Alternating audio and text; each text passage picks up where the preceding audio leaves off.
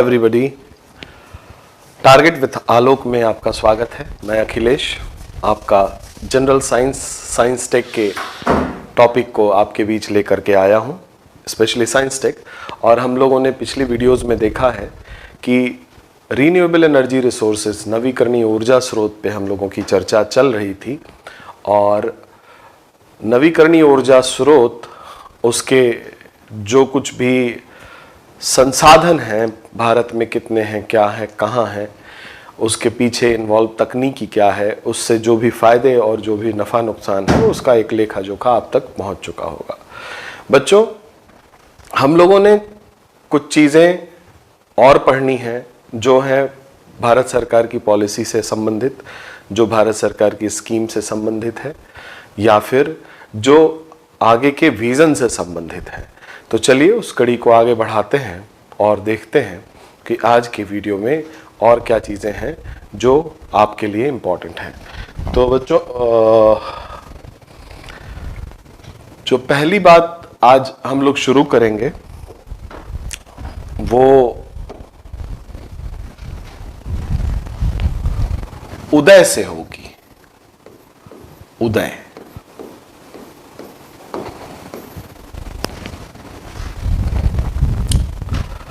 उदय scheme Bharat सरकार ने चलाई थी।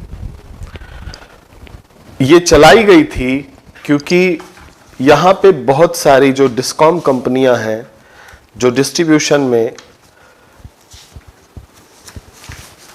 काम कर रही हैं, वो डिस्कॉम कंपनियां बीमार पड़ी हैं। क्यों? क्योंकि उसके बहुत सारे कारण हैं, उसकी चर्चा करते हैं।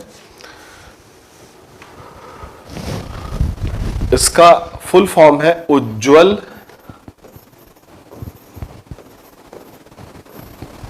डिस्कॉम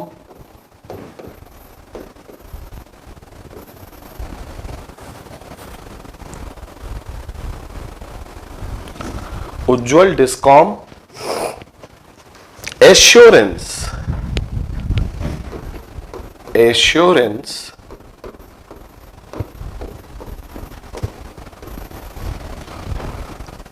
योजना।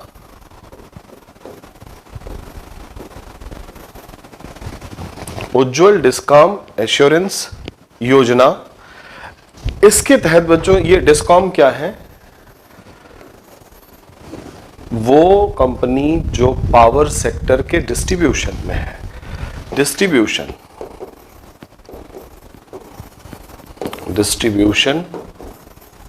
कंपनी।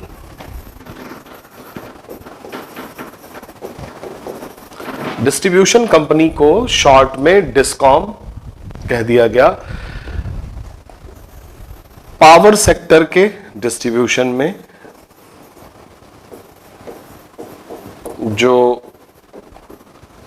ग्रिड से पावर बना और उसके डोमेस्टिक यूज या फिर एग्रीकल्चर के लिए उसका उपयोग, इसके लिए जो कंपनियां कार्य कर रही होती हैं उन्हें डिस्कॉम कंपनी कहा जाता है।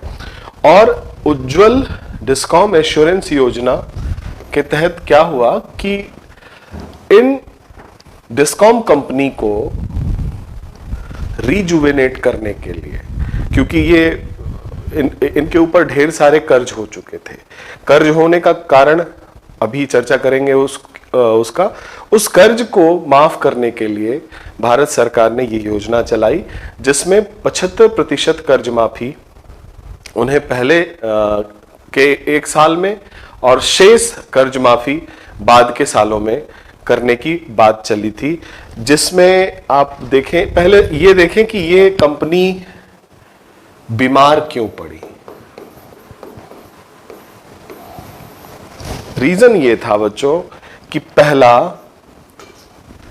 विद्युत चोरी, इलेक्ट्रिक थेफ्ट। तो विद्युत चोरी हो रही थी, इससे सभी लोग वाकिफ हैं, विद्युत चोरी। दूसरा, इस कंपनी में लोग भी ऐसे थे जो करप्ट थे, तो वहां भी करप्शन था।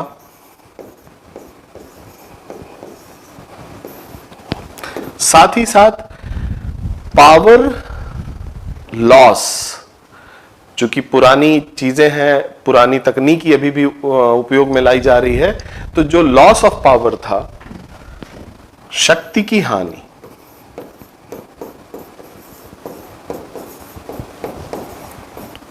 Transmission loss,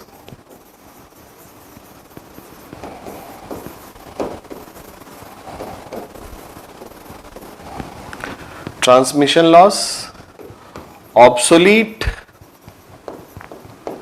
technology. Obsolete technology का मतलब जो पुरानी तकनीकियां थीं, उनमें जो खामियां थीं, पुराने तार थे, वही उपयोग में लाए जा रहे थे, जिससे इन कमियों के कारण जो डिस्ट्रीब्यूशन कंपनी थी वो बीमार पड़ गई, जर्जर हालत में हो गई, कुछ ने काम करना भी बंद कर दिया। और जो काम कर रहे थे, ऐसा देखा गया कि 2010-11 तक 2.6 लाख करोड़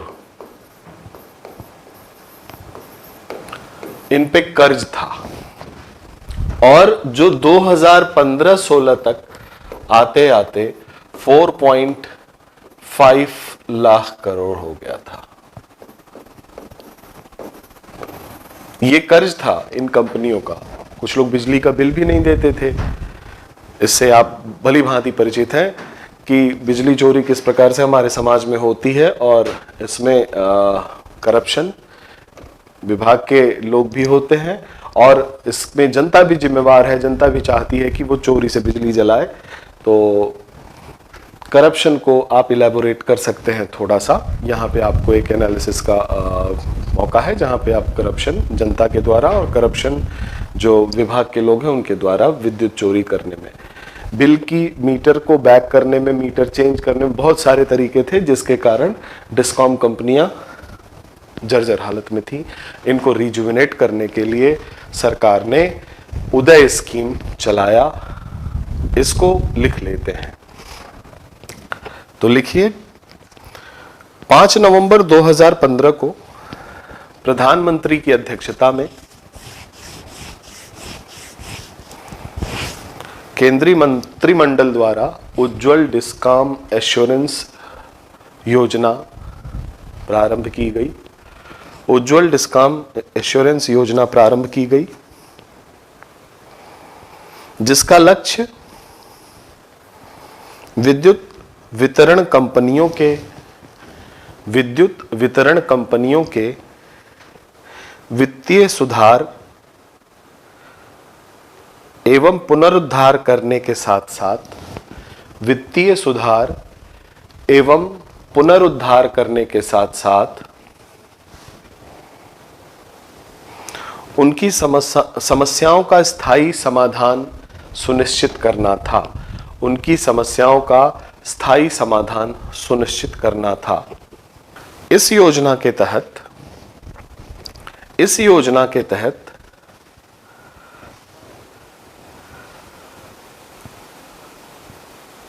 वितरण कंपनियों का 75% ऋण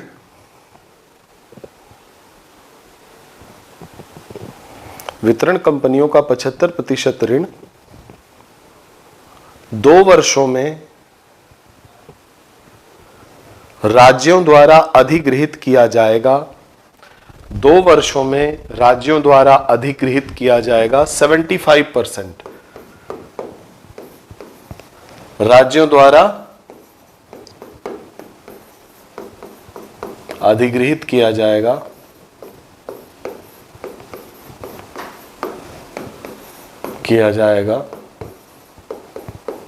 शेष 25%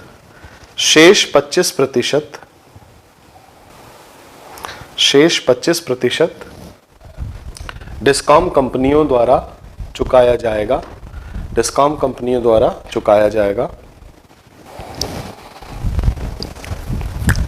इससे डिटेल की जरूरत नहीं, लेकिन हाँ, आप इतना जानते रहें इससे प्रभाव क्या पड़ा। ये बात तो लिखना हम लोग भूल गए कि क्यों ये कंपनियां बुरी हालत में आ गई। तो नोट डाल के लिख दीजिए कि जो डिस्कॉम कंपनी थी, डिस्कॉम विद्युत वितरण कंपनियां विद्युत चोरी, भ्रष्टाचार विद्युत चोरी, भ्रष्टाचार, बिल का समय से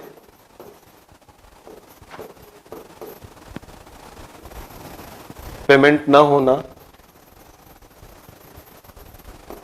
बिल का समय से पेमेंट ना होना, ट्रांसमिशन लॉस, पुरानी तकनीकी का उपयोग करते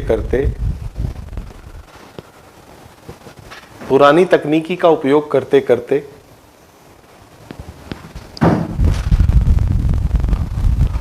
इंफ्रास्ट्रक्चर में कमियों का आ जाना, स्ट्रक्चरल प्रॉब्लम्स, जो इंफ्रास्ट्रक्चर है उसमें भी समस्याएं आती हैं, डेप्रिसिएशन होता है तो उसे अपग्रेड करना पड़ता है बच्चों। तो इंफ्रास्ट्रक्चर में जब ये कमियां आ गई तो उसके कारण डिस्कॉम जर्जर हो गए, जिसके उत्थान के लिए ये उदय स्कीम चलाई गई। अगली जो योजना है वो है दीनदयाल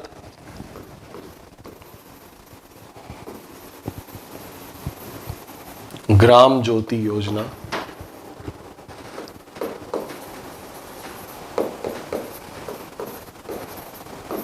दीनदयाल ग्राम ज्योति योजना।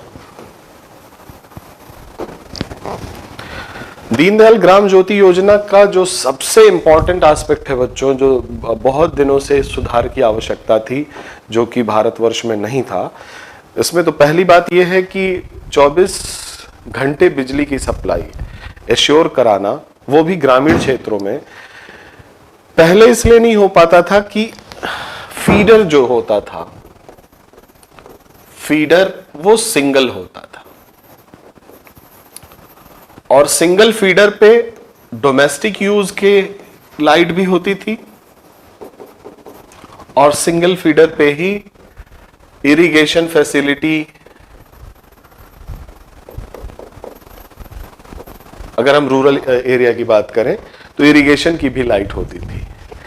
एक ही फीडर पे दोनों लोड होते थे, और अगर कोई भी कमी यहां आती थी तो यहां लाइट बाधित होती थी, या यहां कमी होती थी तो यहां लाइट बाधित होती थी। कहने का तात्पर्य यह था कि एक ही फीडर पे लोड ज्यादा था, और लोड ज्यादा होने के कारण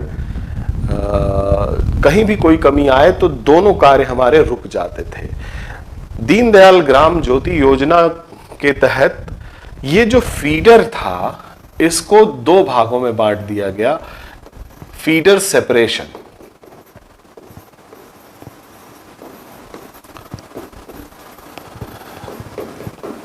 फीडर सेपरेशन किया गया। एक भाग से घरेलू उपभोग की बिजली, और दूसरे फीडर से कृषि कार्य हेतु बिजली। ये बहुत दिनों से ये मांग थी, और भारत में इसी कारण से गांवों में बहुत कम बिजली मिल पाती थी। बिजली का भंडार होते हुए भी गांवों में बिजलियां नहीं मिल पाती थी because of this single feeder. और ये फीडर सेपरेशन दीनदयाल ग्राम ज्योति योजना के तहत किया गया। इसके बारे में लिख लीजिए। प्रधानमंत्री मोदी द्वारा 25 जुलाई 2015 को 25 जुलाई 2015 को दीनदयाल ग्राम ज्योति योजना प्रारंभ किया जाता है।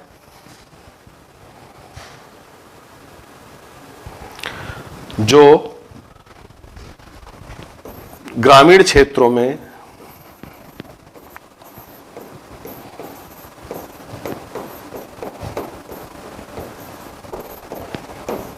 (24x7) पावर सप्लाई या विद्युत सप्लाई को सुनिश्चित करता है, प्रारंभ किया जाता है, जिसके तहत ग्रामीण क्षेत्रों में 24 घंटे विद्युत की सप्लाई सुनिश्चित की जाती है। ठीक है बच्चों, आगे लिखिए। फीडर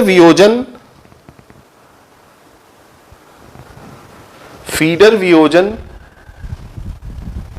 बहुत दिनों से आवश्यक था, लेकिन हो नहीं पा रहा था।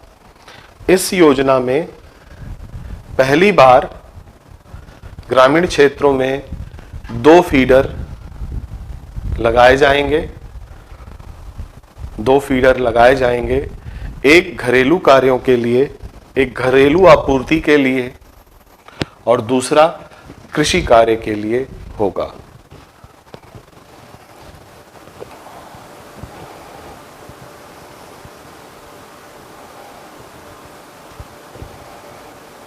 इसके कार्यान्वयन के लिए 76,000 करोड़ रुपए आवंटित हुए हैं, जिसमें 63,000 करोड़ भारत सरकार देगी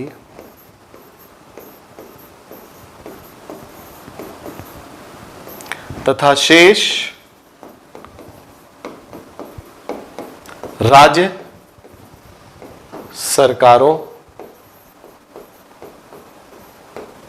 की जिम्मेवारी होगी।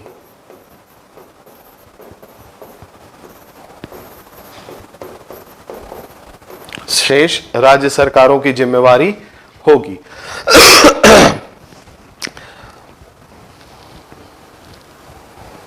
इस योजना के तहत 2019 के अंत तक, इस योजना के तहत 2019 के अंत तक भारत के प्रत्येक गांव तक बिजली पहुंचाने का कार्य करने का लक्ष्य रखा गया है। Each and every village will be electrified by the end of 2019। ये है दीनदयाल ग्राम ज्योति योजना। सबसे इंपॉर्टेंट पार्ट, अगर कभी इस पे मेंस में प्रश्न आता है, जिसकी संभावना है इस साल हो सकता है पूछ दे, तो इसमें जो फीडर सेपरेशन है बच्चों, ये बहुत बड़ा रिफॉर्म है रूरल इलेक्ट्रिफिकेशन का। रिवोल्यूशनरी स्टेप है रूरल इलेक्ट्रिफिकेशन का। फीडर सेपरेशन आपको समझ में आ गया होगा क्या चीज है। चलिए आगे चलते हैं। आगे एक योजना और है बच्चों, उजाला योजना। उजाला योजना ये भी रिसेंटली अभी स्टार्ट किया गया है। ऊर्जा दक्षता बढ़ाने के लिए, ऊर्जा दक्षता अगर बढ़ाई जाए तो भी हम ऊर्जा की खपत घटा सकते हैं, और एक तरह से देखा जाए तो हम ऊर्जा की खपत घटाएंगे तो हम ऊर्जा के उपभोग में जुडिशियस होकर के उसको पॉजिटिवली ले जाएंगे, उसे बढ़ा ही रहे होंगे। तो ऊर्जा दक्षता बढ़ाने के लिए LED bulb, light emitting diode से बने बल्ब, जिसकी ऊर्जा दक्षता बहुत ज्यादा होती है, कम ऊर्जा पे भी ज्यादा रोशनी देता है, इसके एलईडी बल्ब का वितरण किया गया है इस योजना के अंतर्गत रूरल एरिया में। तो इसे भी लिख लीजिए। भारत सरकार के इस कार्यक्रम के माध्यम से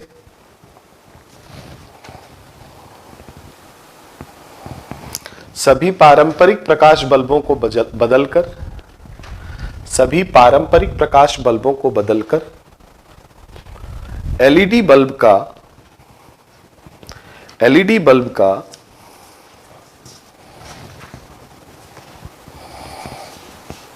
उपयोग सुनिश्चित करना है,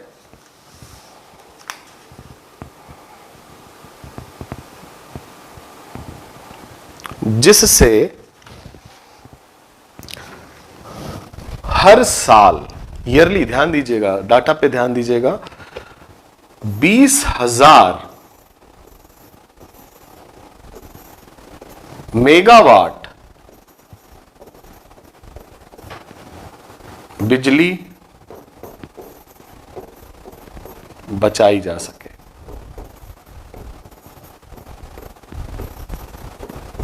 लिख लीजिए, बिजली बचाई जा सके। 20,000 मेगावाट बिजली per year, every year 20,000 megawatt बिजली बचाई जा सके, इसके लिए ये योजना लागू की गई है।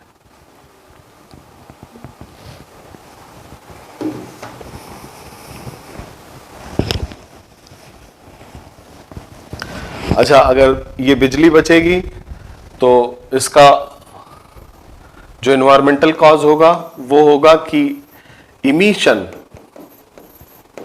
ग्रीन हाउस इमिशन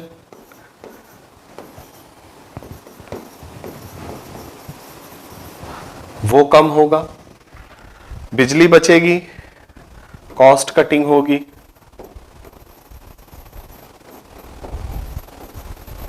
बिजली बचेगी। ऐसे जगह जहां पे अभी इलेक्ट्रिफिकेशन हुआ भी नहीं है वहां तक बिजली पहुंचाई जाएगी। ऐसे भी जगह हैं जहां पे इलेक्ट्रिसिटी 24 घंटे नहीं दी जाती, वहां तक बिजली पहुंचाई जाएगी, यानी कि सप्लाई सुनिश्चित कराई जा सकेगी।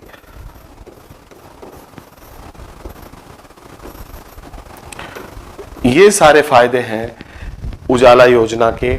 उजाला योजना के तहत हमें ये लाभ मिल सकते हैं। उजाला योजना, इसके बाद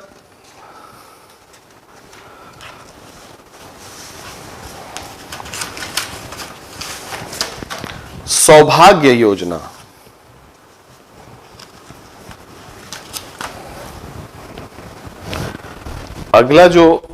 अगली योजना है भारत सरकार की, वो है सौभाग्य योजना।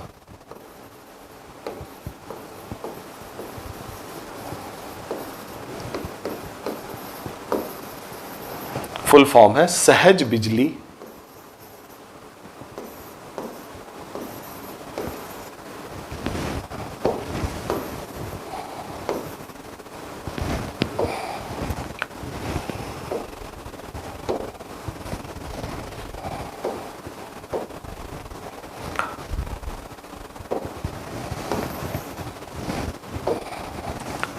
सहज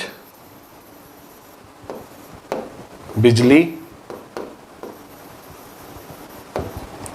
हर घर योजना।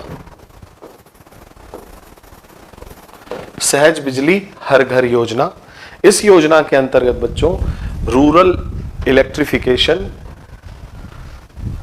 जो इन्वॉल्व्ड कंपनी है REC,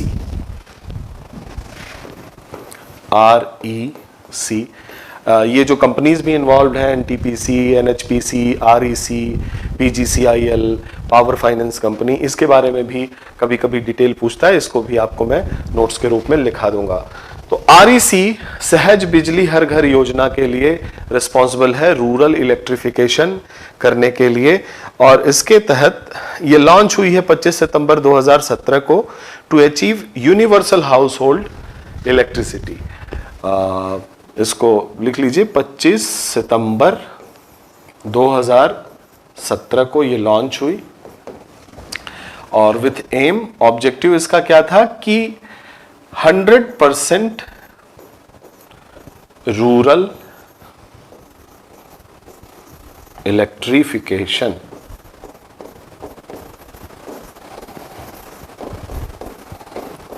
सौ प्रतिशत ग्रामीण विद्युतीकरण।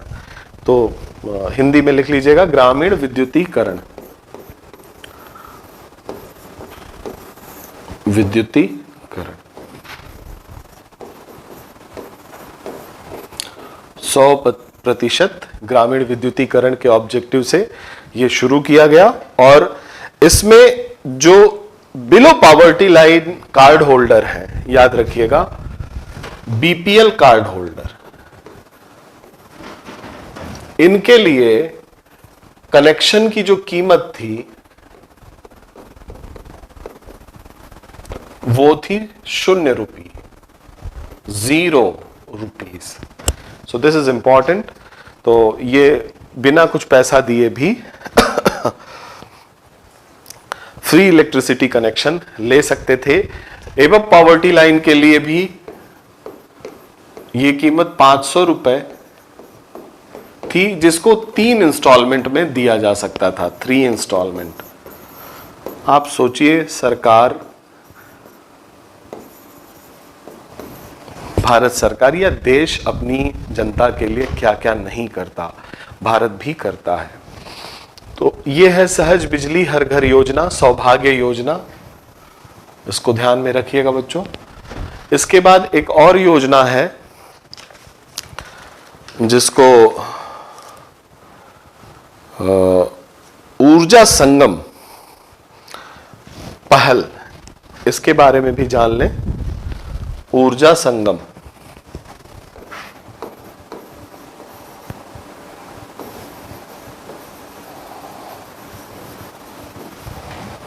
या पहल,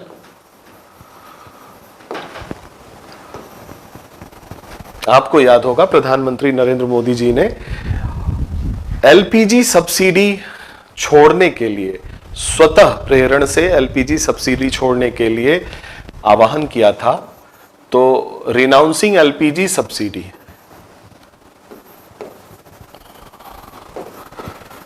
जो कुकिंग गैस है, लिक्विफाइड पेट्रोलियम गैस, उस पे सब्सिडी मिलती है, उस सब्सिडी को छोड़ने के लिए प्रधानमंत्री ने लोगों का आह्वान किया था और इसे हम पहल के नाम से अथवा ऊर्जा संगम के नाम से जानते हैं। और एलपीजी सब्सिडी छोड़ने के कारण इसके जो आउटकम थे बच्चों, बहुत लोगों ने एलपीजी सब्सिडी छोड़ी थी, जिससे जो बिलो पॉवर्टी लाइन फैमिली थी उन्हें एलपीजी कनेक्शन मिल सका।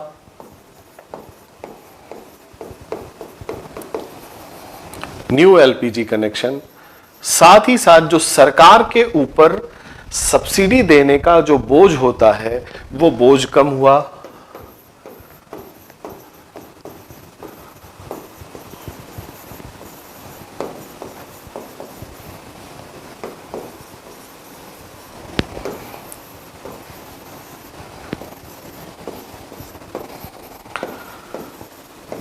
सब्सिडी का जो बोझ था वो बोझ कम हुआ। ये पहल थी, इसको आप लिख लें। और इसे एक जान के आपको बड़ा आनंद भी आएगा कि विश्व की सबसे बड़ी खुद से कोई सब्सिडी छोड़ने की योजना का ये रिकॉर्ड है इसके पास। तो इसे लिख लें। इसके बाद अगली जो योजना है बच्चों वो है प्रधानमंत्री ऊर्जा गंगा योजना। प्रधानमंत्री ऊर्जा गंगा योजना, प्रधानमंत्री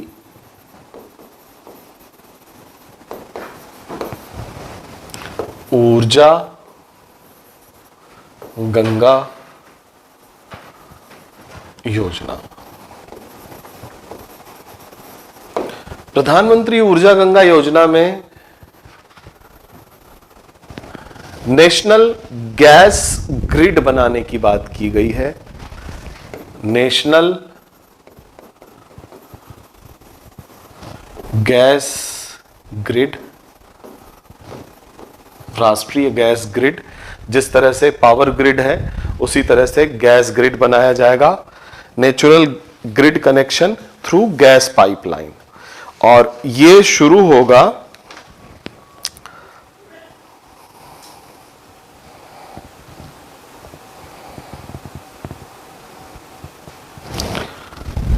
जगदीशपुर,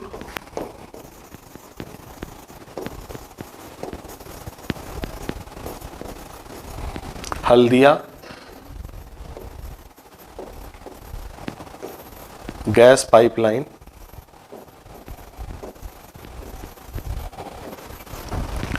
से कई कनेक्शन निकाल करके इसे घर घर पहुंचाया जाएगा और डिस्ट्रीब्यूट किया जाएगा। बोकारो धर्मा गैस पाइपलाइन, जगदीशपुर और हल्दिया गैस पाइपलाइन, ये दो गैस पाइपलाइन हैं जिनके थ्रू ये प्रोजेक्ट बन रहा है। दूसरा है बोकारो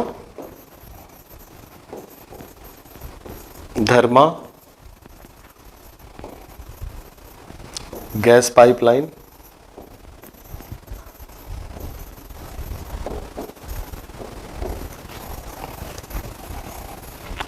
इन दोनों पाइपलाइन से मिलाकर एक ग्रिड बनाने की, गैस ग्रिड बनाने की व्यवस्था इस योजना के तहत की गई है। और ऊर्जा गंगा, ये जो शब्द लिया गया है, इसी गैस पाइपलाइन में जो ऊर्जा गैस के रूप में बह रही है उसका एक सिनोनिम है। तो ऊर्जा गंगा स्कीम गैस पाइपलाइन से ईस्टर्न इंडिया को जोड़ना, ईस्टर्न इंडिया, और इसमें नॉर्थ ईस्ट भी इंक्लूडेड है। नॉर्थ ईस्ट जो 7 सिस्टर स्टेट हैं, 7 स्टेट्स, वहां तक गैस पहुंचाना और उसको पाइपलाइन के थ्रू पहुंचाना।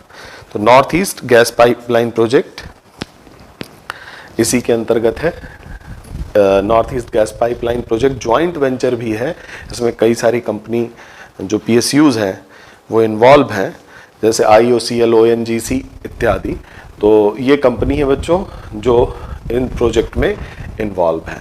तो यहाँ से हमें इन कुछ योजनाओं के बारे में जानकारी मिली।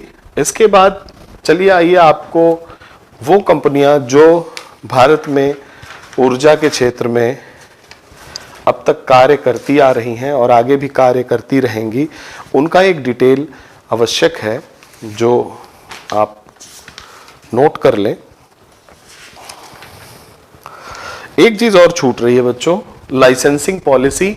जो कोल ब्लॉक आवंटन होता है या हाइड्रोकार्बन लाइसेंसिंग पॉलिसी, वो जो नई बनी है वो क्या है, इस पर भी प्रश्न आ सकता है। So hydrocarbon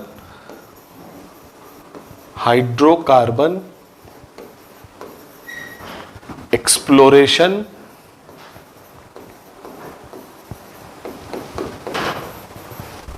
licensing policy. Hydrocarbon exploration licensing policy, Hindi में भी यही लिखेंगे कि हाइड्रोकार्बन अन्वेषण व लाइसेंसिंग नीति, लिख लीजिए। हाइड्रोकार्बन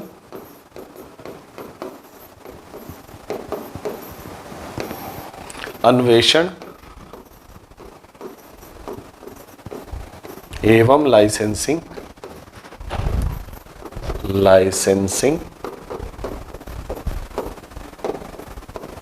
नीति। हाइड्रोकार्बन अन्वेषण एवं लाइसेंसिंग नीति, नीति सही लिखी गई है, हाँ सही है। ये क्या है बच्चों, ऐसा नहीं है कि कोई भी मुंह उठाए और कोल ब्लॉक में वो माइनिंग शुरू कर दे। सरकार उसको ऑक्शन के थ्रू देती है और उसमें लाइसेंस देती है, और लाइसेंसिंग की जो नीति है वो जो पुरानी लाइसेंसिंग की नीति थी उससे थोड़ी बेहतर नीति बनाई गई है। पुरानी लाइसेंसिंग और नई लाइसेंसिंग में क्या अंतर है, इसको भी स्पष्ट करते हुए मैं 2-3 बातें बताना चाहूंगा। पहला तो नई नीति के हिसाब से open acreage,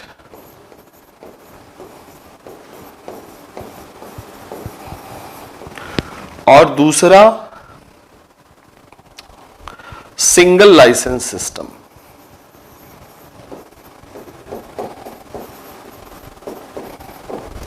for all hydrocarbon.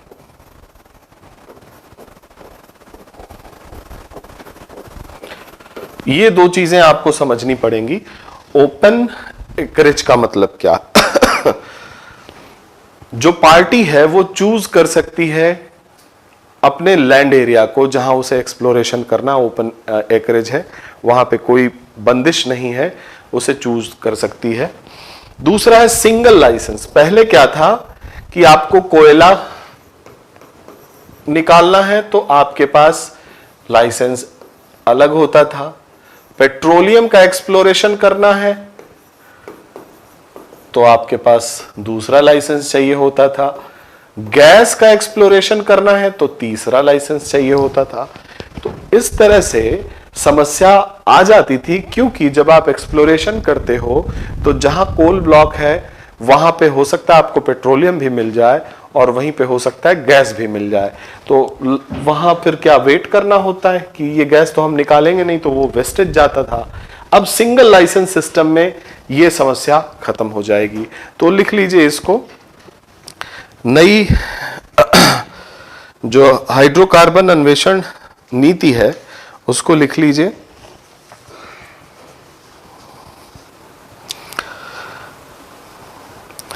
लिखिए, हाइड्रोकार्बन के सभी स्वरूपों के उत्खनन एवं उत्पादन के लिए समान लाइसेंस का होना। हाइड्रोकार्बन के सभी रूपों के उत्खनन के लिए उत्खनन एवं उत्पादन के लिए समान लाइसेंस का होना। दूसरा लिखिए, खुली रकबा नीति, ओपन एकरेज, खुली रकबा नीति, खुली रकबा नीति। खुली रकबा नीति न होने से पहले डिससेटिस्फैक्शन होता था पार्टियों के बीच में, लेकिन अब क्या है कि आपको जो ब्लॉक दिया गया है उसमें आप कहीं भी चुन सकते हैं। तो खुली रकबा नीति।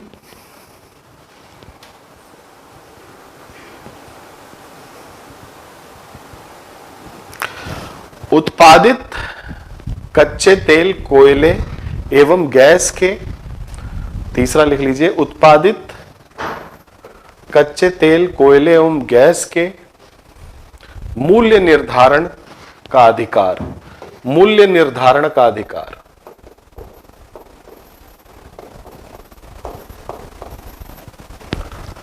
मूल्य निर्धारण का अधिकार।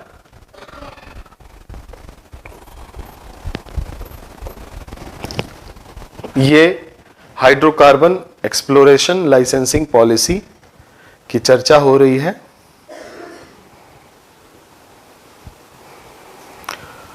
उद्देश्य क्या रहा इसका बच्चे, कि घरेलू तेल और गैस के उत्पादन को बढ़ाया जा सके। ऑब्जेक्टिव, इसके ऑब्जेक्टिव्स लिख लीजिए। उद्देश्य क्या था इसका? पहला था उत्पादन का बढ़ना।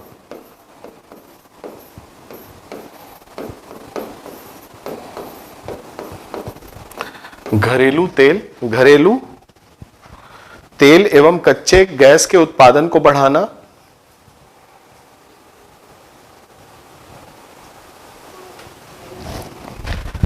दूसरा था बच्चों, जैसे ही ईज ऑफ बिजनेस होता है ना, लाइसेंस राज वगैरह खत्म होता है, फीताशाही खत्म होती है, लाल फीताशाही, तो वहां पे प्राइवेट पार्टनर्स आते हैं। प्राइवेट पार्टनर्स आते हैं तो इन्वेस्टमेंट बढ़ता है। तो दूसरा था निवेश बढ़ाना। निवेश बढ़ाना। निवेश बढ़ाने के लिए क्या क्या कम किया गया आपने देखा? सिंगल लाइसेंस किया गया,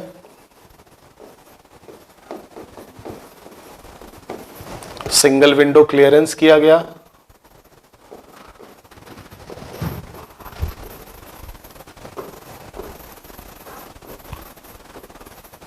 सिंगल लाइसेंसिंग और सिंगल विंडो क्लियरेंस से ईज ऑफ डूइंग बिजनेस बढ़ा, बिजनेस करने में आसानी बढ़ी। तो जो प्राइवेट पार्टनर थे, तीसरा आप लिख सकते हैं, प्राइवेट पार्टनर का बढ़ना। चौथा लिख सकते हैं, नौकरशाही के प्रभाव को कम करना।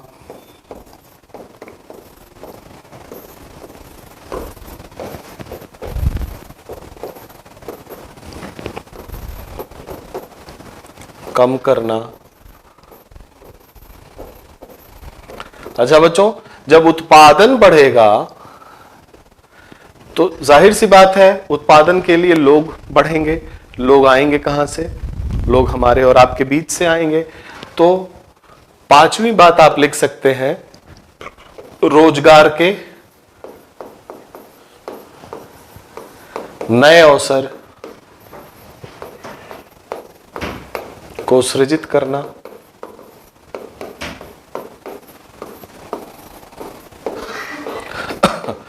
रोजगार के नए अवसर को सृजित करना। और छठी बात आप लिख सकते हैं, भ्रष्टाचार को घटाना और सिस्टम में ट्रांसपेरेंसी को बढ़ाना। भ्रष्टाचार कम करना, सबको पता है भ्रष्टाचार होता है, कम करना तथा सिस्टम में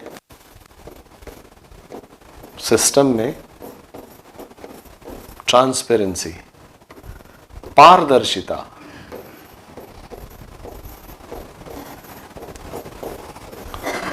सिस्टम में पारदर्शिता को बढ़ाना। ये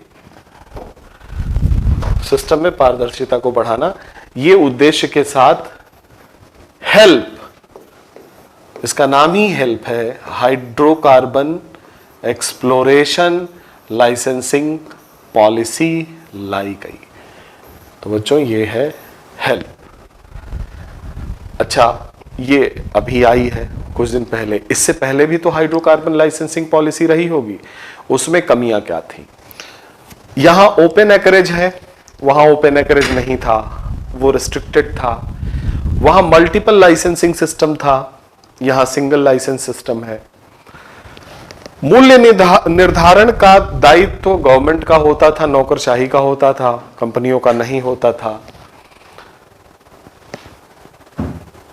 भ्रष्टाचार और ट्रांसपेरेंसी, ये दो चीजें उस पॉलिसी में नहीं थी, जिसके कारण एक्सप्लोरेशन, जो हाइड्रोकार्बन एक्सप्लोरेशन और उसका उत्पादन भारत में अच्छा नहीं था, कम था।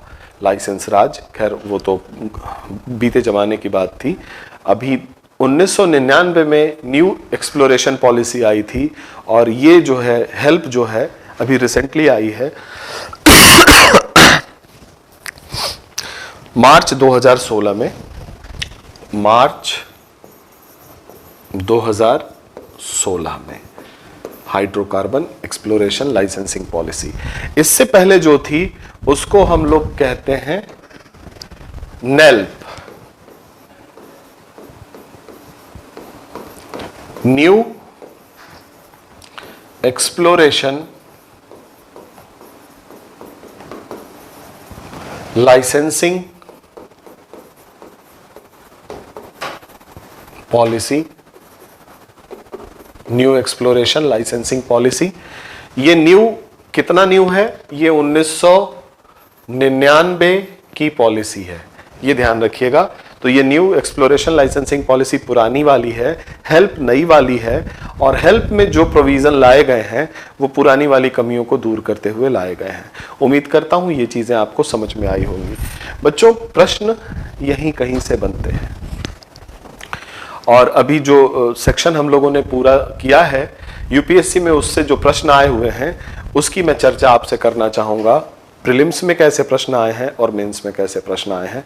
तो आइए चलते हैं, इससे संबंधित कुछ प्रश्न हैं जिसको हम लोग हल कर लेते हैं ताकि एक कॉन्फिडेंस बढ़े। दो चीजें और छूटी हैं बच्चों, इसको भी पूरा कर लेते हैं। एक ऊर्जा दक्षता ब्यूरो जो स्टैंडर्ड स्टार देता है 1, 2, 3, 4 स्टार, उसका आधार क्या है, क्यों देता है, उससे क्या फायदे होंगे, तो एक चर्चा वो, और कुछ जो रिनाउंड कंपनी है हमारी पावर सेक्टर से, उसके बारे में एक चर्चा आवश्यक है। तो पहले लिखिए ऊर्जा दक्षता ब्यूरो स्टार लेवल, ऊर्जा दक्षता ब्यूरो स्टार लेवल।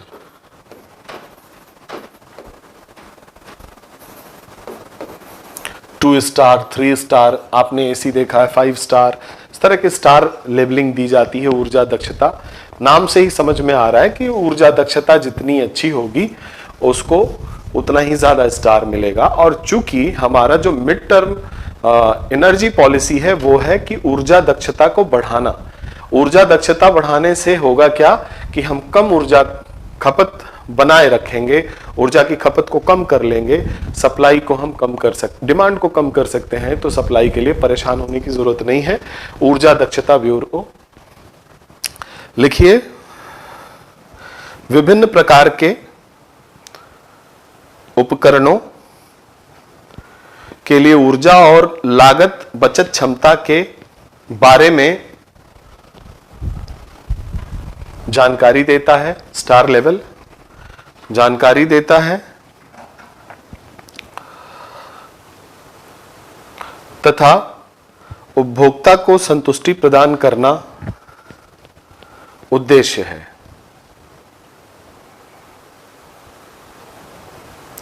यह योजना विद्युत मंत्रालय द्वारा 2006 में शुरू की गई थी और कूलर, फ्रिज,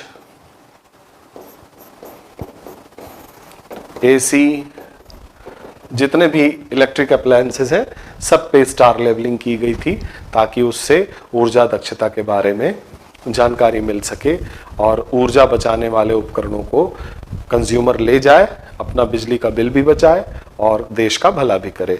तो ये थी ऊर्जा दक्षता ब्यूरो स्टार लेवल। इसके बाद आइए देखते हैं कौन कौन सी कंपनियां हैं या संस्थाएं हैं पब्लिक सेक्टर अंडरटेकिंग जो पावर जनरेशन में योगदान दे रही हैं। तो पहला नाम आता है बच्चों एनटीपीसी का। NTPC national thermal power corporation. ये पब्लिक सेक्टर अंडरटेकिंग है, पीएसयू है। और ये महारत्न कंपनी भी है बच्चों, महारत्न। आप इकोनॉमी में ये टर्म देखते होंगे, नवरत्न, मिनी रत्न और महारत्न। तो एनटीपीसी महारत्न कंपनी है। आप एक बार टर्नओवर देख लीजिएगा, टर्नओवर के आधार पे नवरत्न, मिनी रत्न, नवरत्न और महारत्न का दर्जा कंपनी को दिया जाता है। इस दर्जे को देने के पीछे अभिप्राय ये होता है कि एक तो पहले एक डेजिग्नेशन मिल जाता है इन कंपनियों को कि विश्व पटल पे अगर ये कंपनियां जाती हैं तो कोई भी इनसे आसानी से घुल मिल सकता है, कोई भी यहाँ पे इन्वेस्टमेंट कर सकता है, क्योंकि भारत सरकार के द्वारा इन्हें यह दर्जा दिया गया है। और भारत सरकार का विश्वास इन कंपनियों के साथ जुड़ा होता है, जिससे विश्व में कहीं भी इन्हें इन्वेस्टमेंट अगर ये एक्सप्लोरेशन के लिए जा रहे हो तो कोई भी हिचकिचाता नहीं। सबको पता है कि भारत सरकार इसका गारंटर है। तो ये महारत्न, मिनी रत्न और नवरत्न, ये तीनों आप क्लियर कर लीजिएगा अपने इकोनॉमी वाले सर से और उनके नोट्स से। तो नेशनल थर्मल पावर कॉरपोरेशन ये बना था 7 नवंबर 1975 को। 7 नवंबर 1975। और कुछ डेटा मैं लिखाते समय ध्यान देता हूं कि वो डेटा गलत ना हो जाए। और इसके अंतर्गत 19 थर्मल पावर और 7 गैस बेस्ड और 11 renewable energy, 19 thermal power plant पूरे देश भर में, 7 gas based thermal power plant.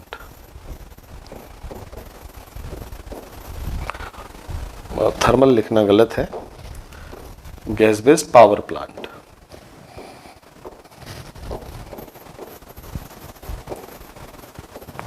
सात गैस बेस्ड पावर प्लांट और 11 renewable energy resource, renewable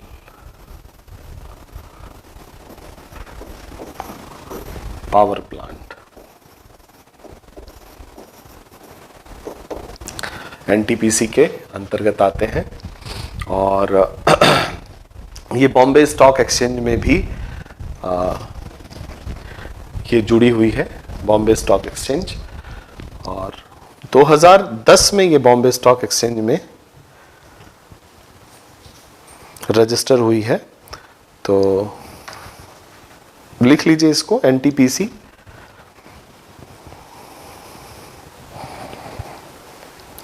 Bharat की सबसे बड़ी विद्युत उत्पादक कंपनी है।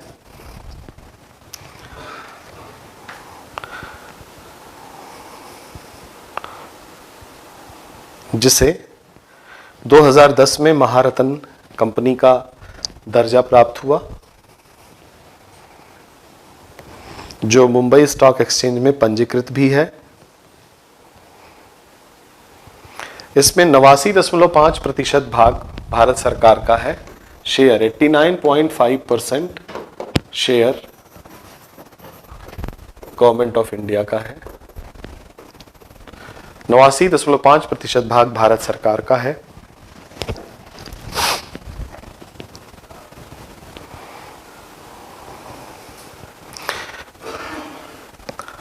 इस कंपनी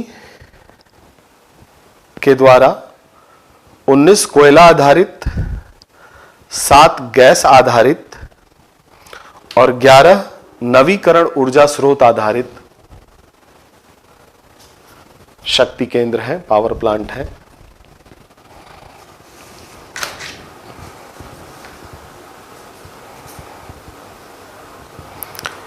शक्ति केंद्र है। इतनी इंफॉर्मेशन पर्याप्त है आपके लिए, बाकी इकॉनमी में आप देख लीजिएगा। अगला है NHPC,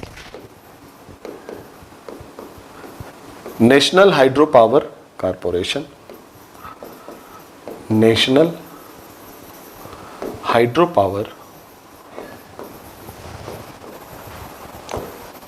corporation. National hydro power corporation NHPC लिख लीजिए। भारत सरकार का उद्यम गठन 1975 में।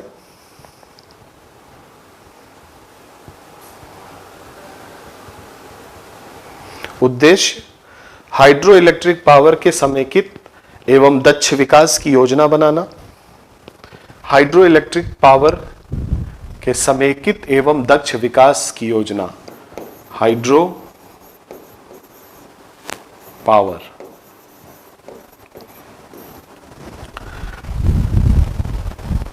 के दक्ष विकास की योजना बनाना।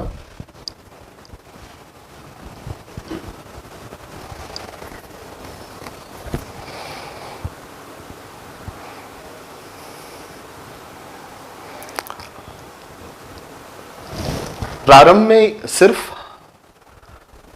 जल विद्युत से संबंधित रहा। प्रारंभ में यह कंपनी केवल जल विद्युत से संबंधित रही, लेकिन कालांतर में एनएचपीसी जियोथर्मल ऊर्जा, टाइडल ऊर्जा,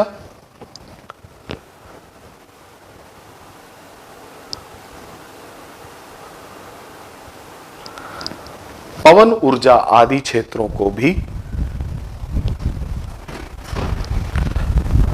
विकसित करने के लिए अग्रणी कंपनी मानी जाती है। विकसित करने के लिए अग्रणी कंपनी मानी जाती है।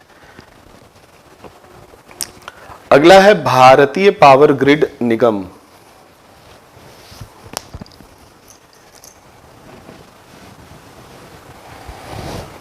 नेक्स्ट है पीजीसीआईएल, उसको मिटा देते हैं पहले। PGCIL power grid corporation of India limited. Power grid corporation of India limited, ये नवरत्न कंपनी है बच्चों, नवरत्न कंपनी है। जो भी आपने ग्रिड देखी है या सुनी है, और पूरे देश में ये ग्रिड को बनाने के लिए जानी जाती है। 25 जुलाई 1969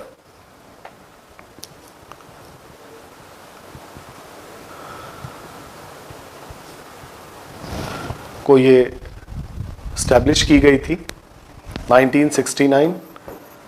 और इसके कार्य क्या हैं इसको आप लिखते जाइए। ग्रिड संचालन, स्थापना तथा उसकी सुरक्षा इस कंपनी के जिम्मे है। ग्रिड संचालन, ग्रिड की स्थापना, ग्रिड का संचालन और ग्रिड की सुरक्षा इस कंपनी के अधीन आता है। और इसको नवरत्न का दर्जा 2008 में मिल गया था। सन 2008 में ये नवरत्न कंपनी के रूप में भारत सरकार ने इसे ये दर्जा दिया था, PGCIL। अगला है REC,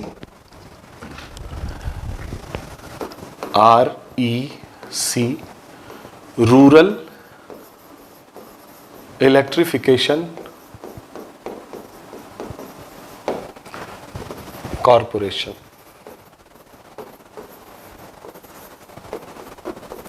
रूरल इलेक्ट्रिफिकेशन कॉरपोरेशन। ग्रामीण विद्युतीकरण निगम, ग्रामीण विद्युतीकरण निगम।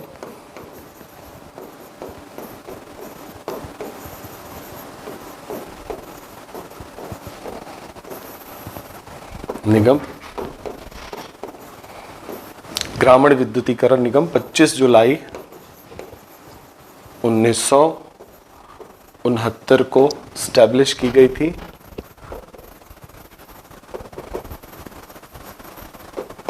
कार्य क्या है बच्चों, नाम से ही इसके कार्य का पता चलता है। तो REC अगेन नवरत्न कंपनी है ये। 25 जुलाई 1969 को निगमित की गई यह नवरत्न कंपनी है।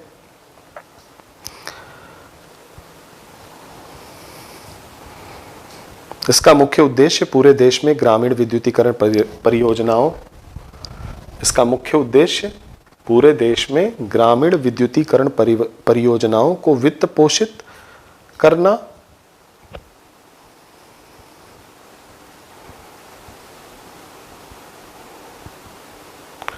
तथा वित्तीय सहायता प्रदान करना।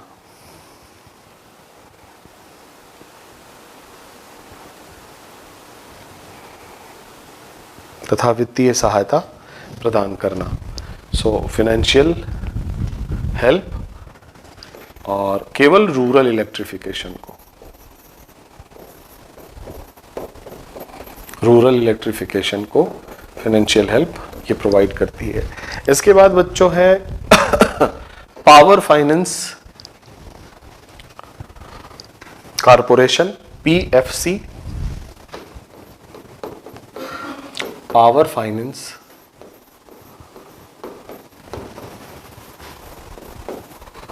Corporation, PFC। Power finance corporation,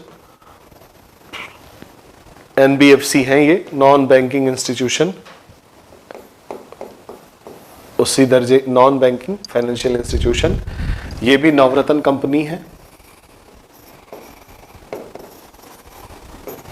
जो भी कंपनी पावर सेक्टर में है उनको ये फाइनेंस करती हैं, कम रेट पे ऋण प्रोवाइड करती हैं और इलेक्ट्रिफिकेशन या फिर ऐसी कोई भी योजना चल रही हो उस पर क्रेडिट देती हैं। ये नॉन बैंकिंग फाइनेंशियल कंपनी है, non banking financial company, non banking financial company. तो ये सारी कंपनी थी जो कि इन्वॉल्व्ड है ऊर्जा के क्षेत्र में, इसके अलावा आपको एक होमवर्क भी दिए जा रहा हूं। होमवर्क ये है कि आप इंडियन ऑयल, IOCL, ONGC, विदेश लिमिटेड,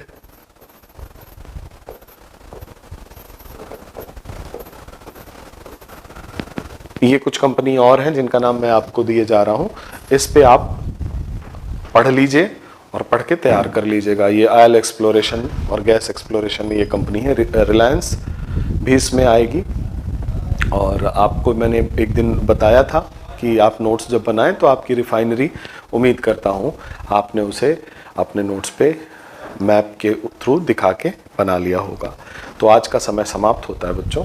अगली क्लास में हम लोग जो यूपीएससी में आए हुए प्रश्न हैं इस सेक्शन से, उसकी चर्चा करते हुए न्यूक्लियर रिसर्च की ओर बढ़ेंगे। तो फिर मिलते हैं अगले क्लास में। Thank you for today.